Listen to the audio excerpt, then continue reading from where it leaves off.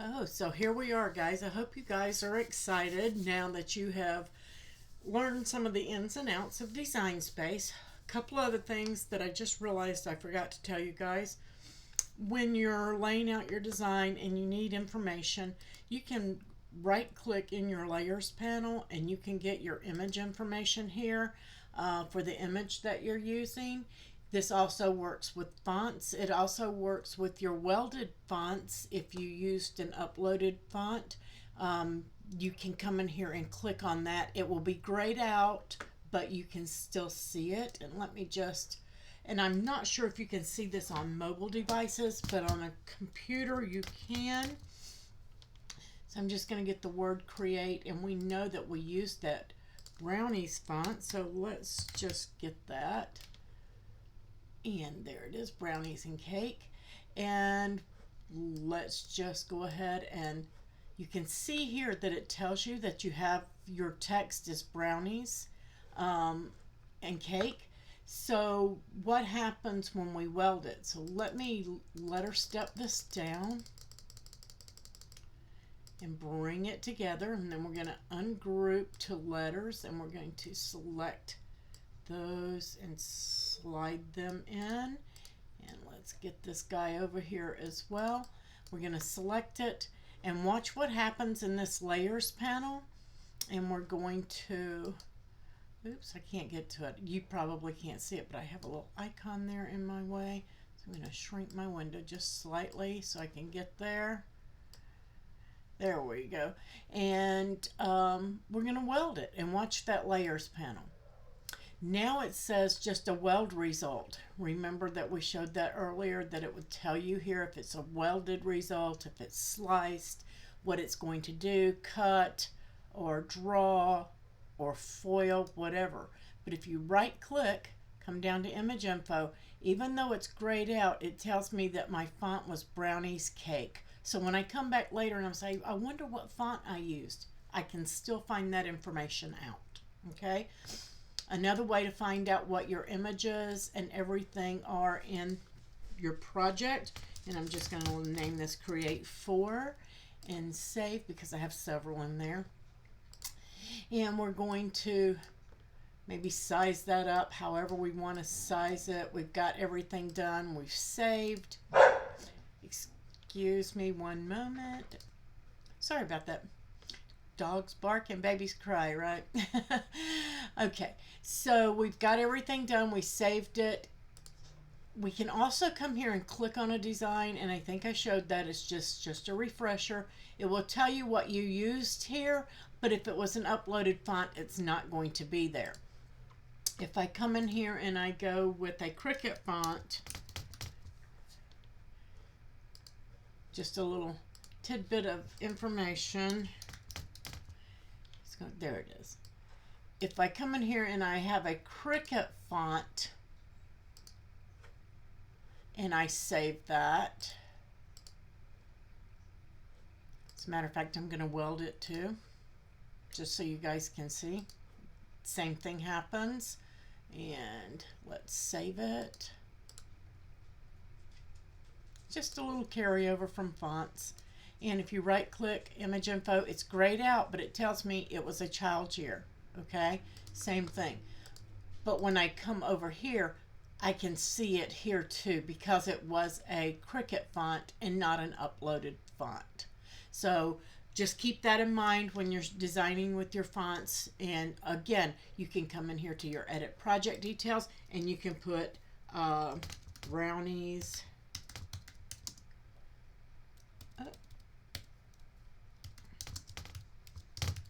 and Cake font. So now that you know at a glance, you can share your project, everything from there, but you know at a glance now in your product description right here when you open it up, you can see that you now have Brownies and Cake font there for that as well. So just some little tidbits about how you can make your notes and still see it when it doesn't show up in the images and fonts used in the project. You can use that description and get that information in there. All right, so we're not going to cut all of this, but we are going to cut some of it, and I'm just going to save so that we have everything. I'm going to give you guys this file. I will share the link with you for that. You will be able to use it, even though I used an uploaded font here, because you can share until they change that. We can still share a welded font, okay? Because it then becomes an image, but it was not an upload, okay? So when we hit make it, let's go and take a look at what happens. And this is a little large for a shadow box, but I'm still going to leave it at that size. You want to make sure that you're sizing down. If you've got a 9-inch shadow box, I think this was right at 9 inches. You probably want to go around 8 or 8.5. So let's just go ahead and take it down and make sure that you're sizing it for whatever project that you're using. I like the 9x9 shadow boxes, so I'll use this later. We're going to hit make it. And when we hit make it, it's going to divide everything out by color. And I decided that I really didn't want to use white for that color, so I can do a couple of things. I can cancel it out and come back over to my layers panel, and I can change that color here. Or if I forget and I just want to leave it like it is, I can also change that color here.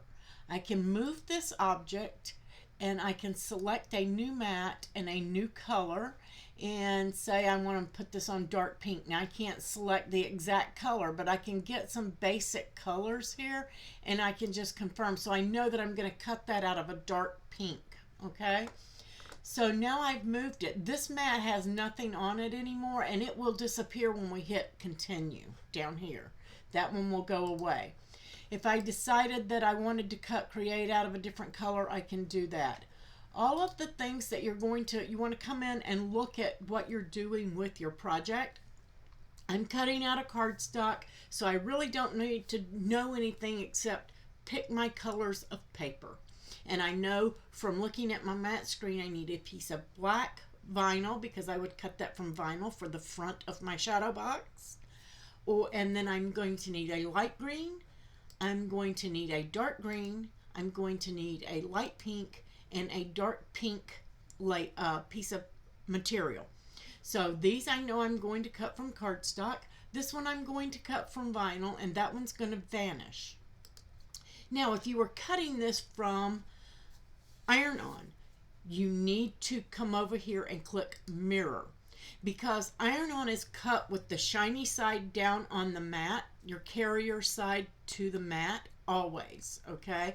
That carrier side is going to go down, and then we're going to cut the material backwards so that that's what mirror does, is make it backwards, so that when we cut it, then we take it off the mat, we weed it, and then when we flip it over on the shirt, it reads correctly. If you don't mirror it, when you weed it and you go to put it on your shirt, this is the way it's going to look. It's going to look just like this on your shirt if you do not mirror it, okay?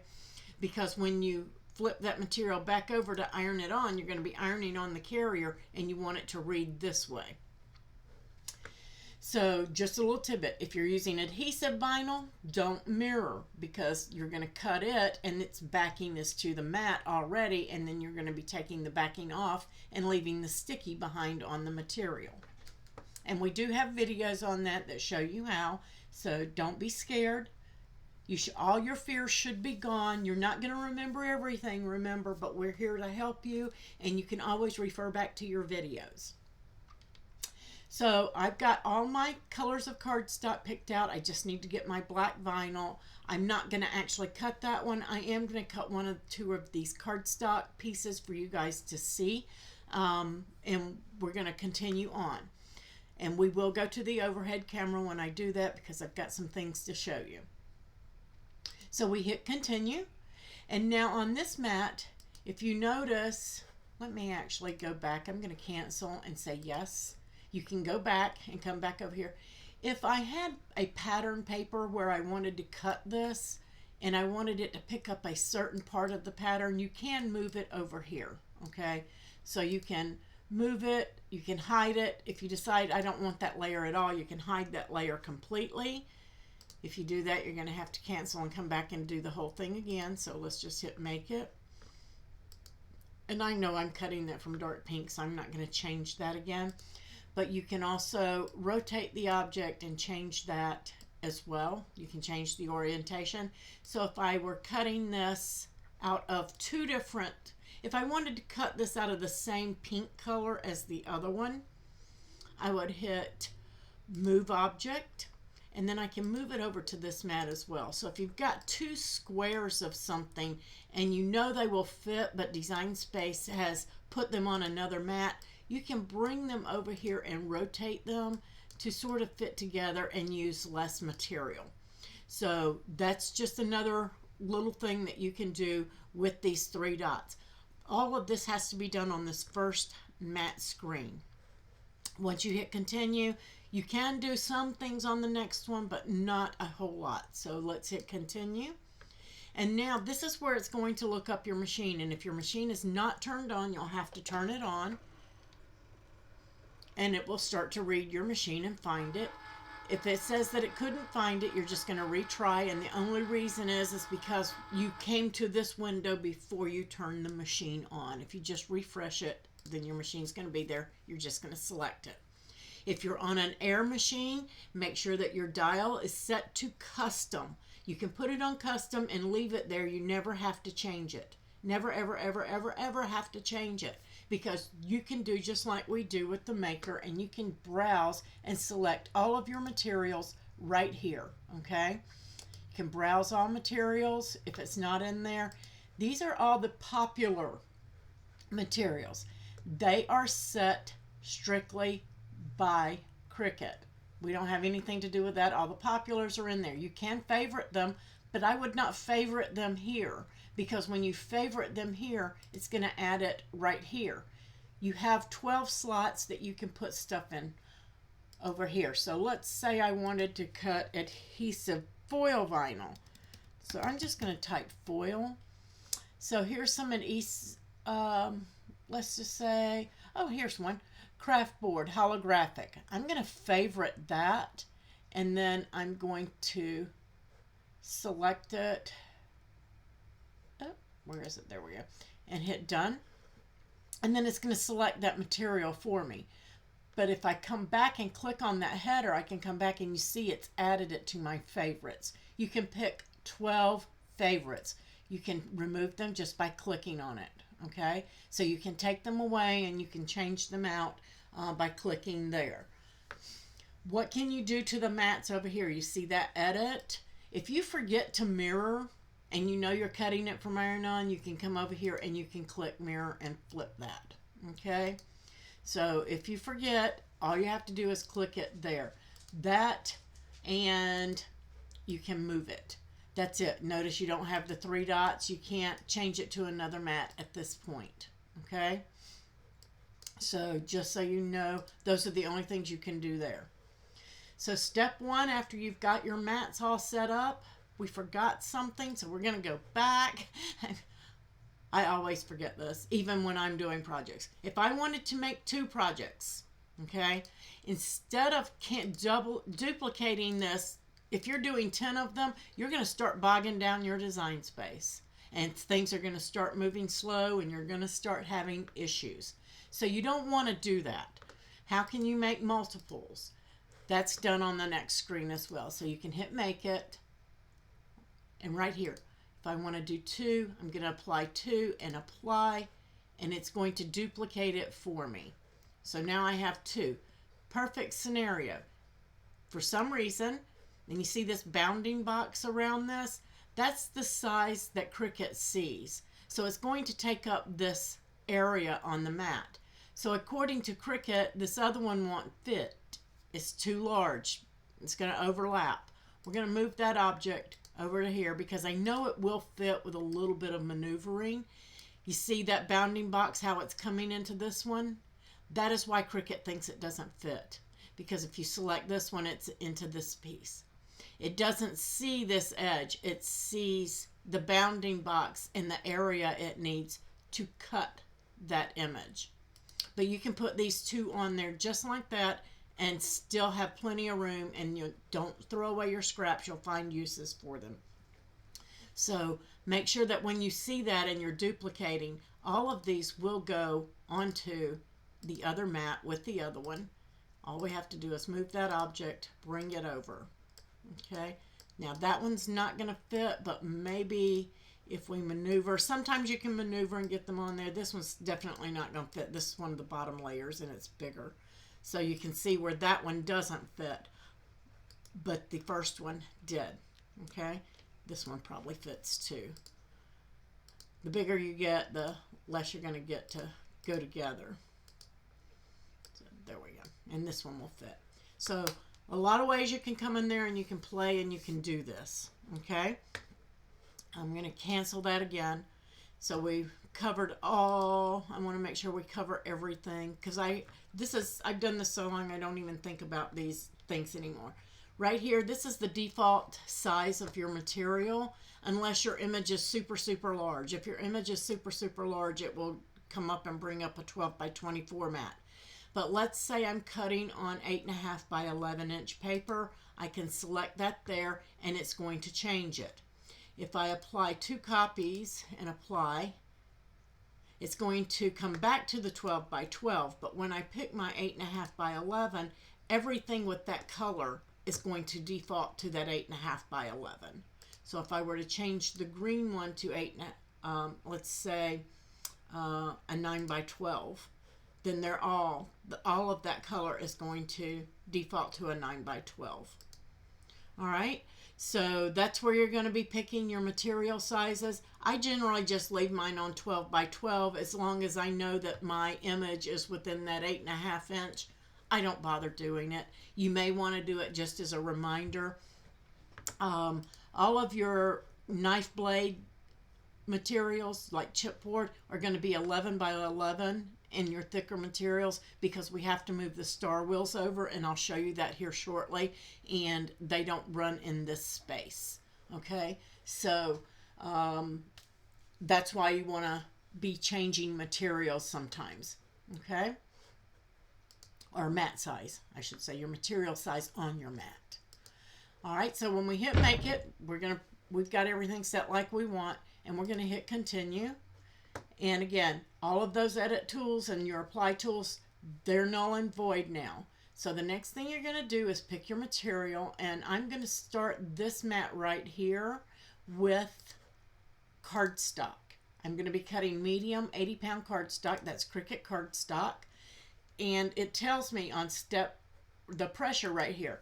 If I know that I have a brand new sharp blade, I may switch less pressure.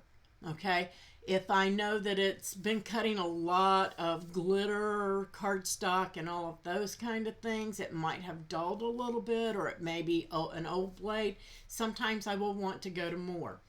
I'm just going to say, when you're brand new, before you cut your entire project like this and use all that material, you might want to come in and insert a star. Let me cancel out. Just get yourself a star and hit make it. And you don't even have to change the color. You can change the size. I would change the size. And just make it about a 1 inch. Just a small. And hit make it. And before you cut anything, go to that mat. Hit continue. And whatever mat you're on here is going to be highlighted, and that's when you hit continue, it's going to bring over to that mat. So it's not going to load mat 1, it's going to load the one highlighted. You can change it, but this is the one you want.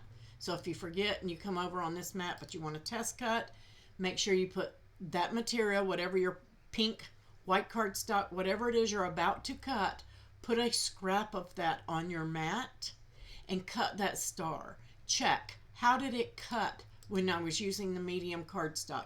Did it cut all the way through and without any problem? If so, on default, you're good. If it didn't quite cut through all the way, you may want to go to a little more pressure.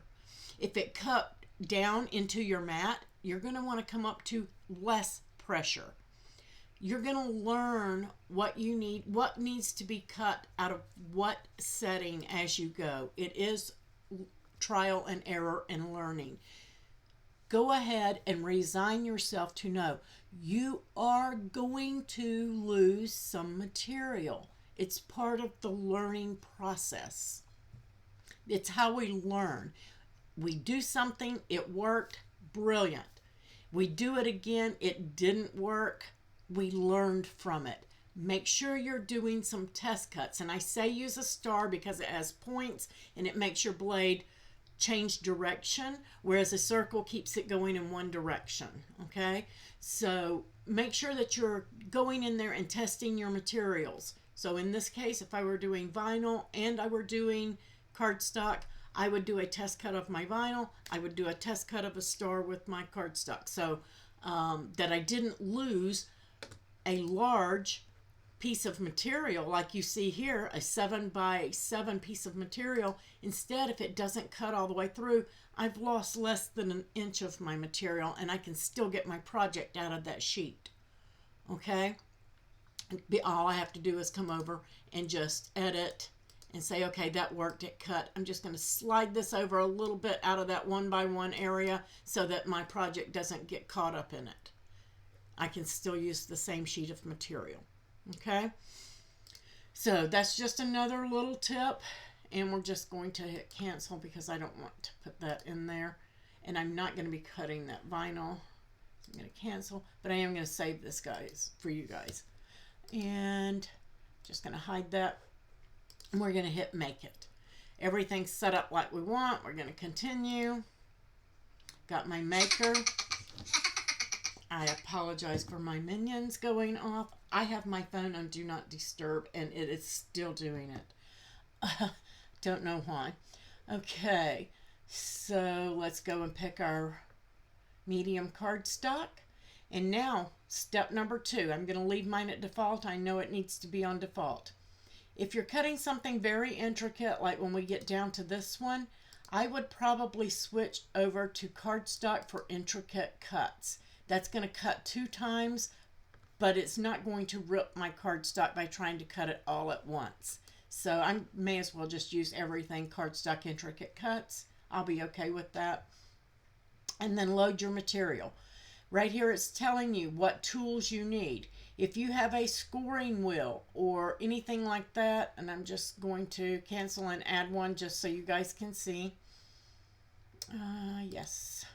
I hate to keep going back, but I want to make sure that you guys see everything. Let's get a score line, and let's just attach it to a square just so you can see. I'll make this white too, and it'll go on the same. Just going to arrange, move that to the front, and we're just going to attach it. Okay, and we're going to hit make it. These are the steps. We're going to move it, do whatever we need to do, and I'm going to leave that on its own mat. And we're going to hit continue. My maker, I'm going to use intricate, doesn't matter. Edit tools. If you have a Cricut Explore machine, you're going to have the scoring stylus. That's going to be your default. If you have a maker, the scoring wheels are going to be your default. What if you don't have the scoring wheels? Okay, if you don't have the scoring wheels, you can come in here and you can edit the tools and click scoring stylus and apply. And then it's just going to tell you to load your stylus in clamp A, which is on the left of the head of your machine, and then on the right to put in your fine point blade, which is the blade that comes with your machine. Then you're going to load the mats, and I'm going to show you guys that here on the overhead in just a moment, and you're going to press the load button. Once you press that load button, I'm just going to press it without a mat for right now. Once you press that load button, then you're going to come over here, and on some materials you will have a fast mode. I'm just going to say, if you're cutting something intricate like we're about to cut on that pink piece, you don't want to do that. It's not going to cut well. It's probably going to rip up your cardstock. Also, with an intricate cut, you want to make sure that your mat is good and clean. Okay, but you can switch over to fast mode and it's going to cut really quick, which it was squares and circles and things like that, basic shapes. That's perfectly fine. It should work fine. Once you have your mat loaded, you're going to press the flashing go button and your machine is going to begin to cut. So let's go over to the overhead and we're going to load our material. Okay guys, a little bit about your mats. First you have your pink fabric grip mat, then you have your blue light grip mat, then you have your green standard grip, and your purple strong grip.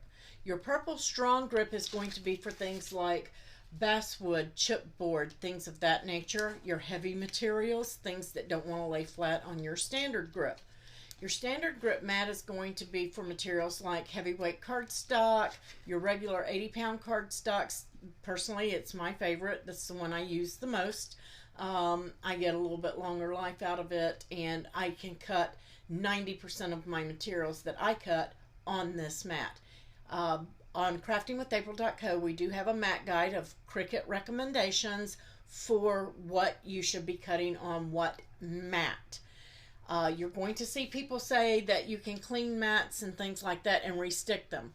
First of all, Cricut does not at this time recommend cleaning of any mat other than the purple mat after cutting chipboard or balsa wood only, basswood.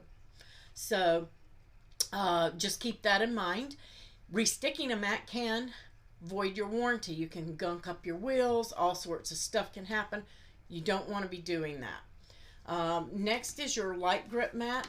Again, that's going to be for your lighter materials, copy paper, washi tapes, things like that. And then, of course, your fabric grip for cray paper and anything cut with the rotary blade. You do not want to use your rotary blade on anything except a fabric grip mat. It is made of a thicker, denser materials so that it should not cut through the mat. The other mats are not made like the fabric grip mat.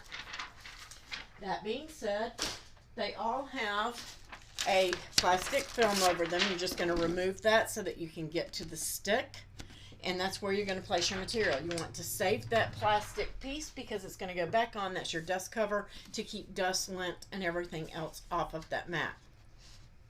When you load your materials, you'll want to place them inside the guides where you're going to be cutting at, and then you'll want to use your brayer to adhere that material. It's going to help you no matter what you're cutting, vinyl, cardstock, everything, fabric especially, and cray paper. So make sure that you're using your mats properly. You're also going to see in the groups people tell you to tape down your material because it's not sticky anymore. Here's the thing, guys. If you tape it down around the edges like we do with chipboard, the only reason we do that with chipboard on the strong grip mat is so that it does not move around on the mat because it does so many passes, okay? With your regular materials, if you stick this material on this mat and then you tape it down around the edges because it's not sticky enough to hold on its own, you're only holding down those edges. When it starts cutting in the middle, then all of the material that it's cutting loose is going to be loose. If your material gets jammed up in this machine, you can break the belt back there. If you break the belt back there, your machine is toast, okay? Don't do it. You can get these mats, like I said, there's a link down below at Cricut, and if you're an Access subscriber, you're going to get 10% off. If you're monthly, you're going to get 20% off materials and tools and things if you are a premium Access subscriber, and then you get to use the group code, which is down below. You can just ask in the group for what the group code is, because it does change. And then you can end up getting the 30-pack bulk mats, and they work out to be under $3 a mat when you buy them on those sales. So it's not worth the risk to do that. And resticking, really, I've tried it way back years ago. It is more trouble than it's really worth. It really is when you can get mats at a good price like that. So just so you know that. So when you're loading a mat, this is the thing. You do not want to just stick it here and let it go. I've left this card stuck loose here so you can see that it is flopping over here. It's very loose. Okay?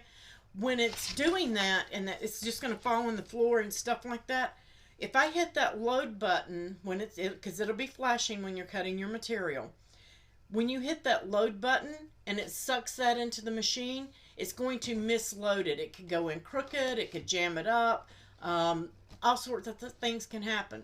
You want to make sure it's under these two guides on both sides, not one on the top, one below it. You don't want to load it like that. It has to be under those guides and up against this roller and this roller. Let's see.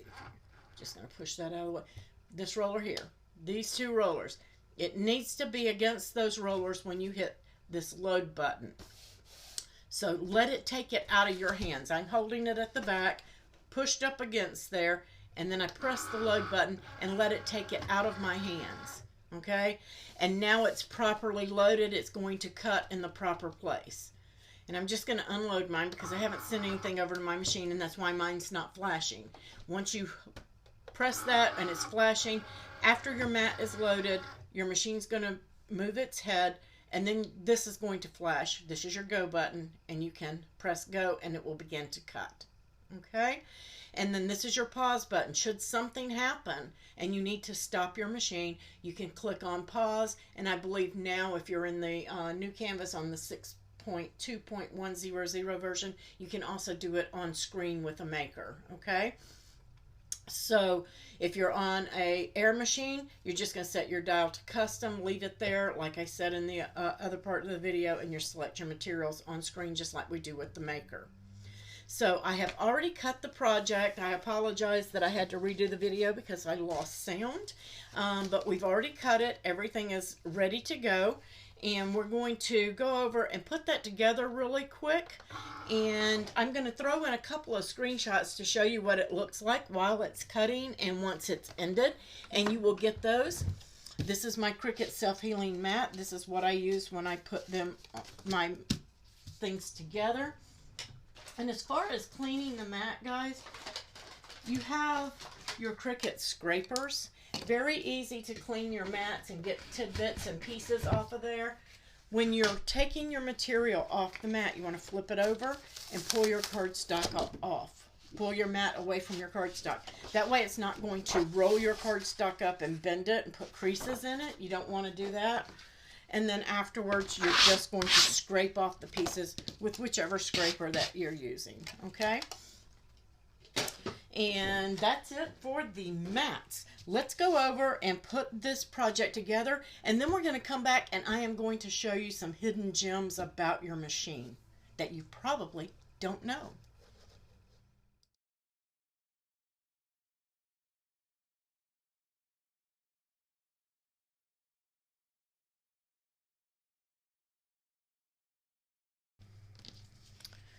Okay guys, to put this together, you're just going to, there's a couple of ways. You can either put this together with glue and layer it up like you want, or you can use pop dots. A lot of people are using pop dots and putting this in a shadow box. And I have some here. These are just foam dots. We're just going to make sure that I have it going the right direction. You can tell by your little leaf there. I'm going to line it up, and that's correct. So I'm just going to pop a dot right there in the center. Now in the real world, putting this together, I'm not going to make you guys watch. I would put one on each of those as well. And we're just going to, I'm just going to hold those petals, get them lined up, and then press that pop dot down in the center. And again, to give it more dimension, you're just going to put your pop dots all the way around before you stick those down. And then we're going to put this layer. And I saved this out of mine because I cut mine in different colors in a different way. Now this one, if I put this one down, am I going the right way? Yep. All right, so. Okay, if I put this pop dot in the center, you're going to see it through there, so we don't want to do that. So we're just going to put one of these on the petals. And again, you would go all the way around. I'm not going to make you guys sit and watch me do that all the way around. Just going to peel those liners off. Then we're going to line that one up. And we're going to pop it down. You can use a smaller dot. They do make them in smaller dimensions. I just didn't grab those out. And then we have this piece here. I'm going to make sure that we're going in the right direction on that. Actually, I wanted to put this under there because I didn't want it green. I'm glad that I didn't dot that up yet. Just going to pop that on the edge here, and I'm just going to stick it under. Should have went down first. I think that they left theirs green, and I didn't want mine to be green. I wanted mine to be the color there. So just going to pop that down, and then we're going to place this one on. And again, you would use smaller pop dots where you can actually cut these in half. Do that. And I'm going to place one here, one here. But I would, on this piece, because it's so thin, I would put one here on these. And the more you have of the dots, the more dimension you're going to get out of these mandalas.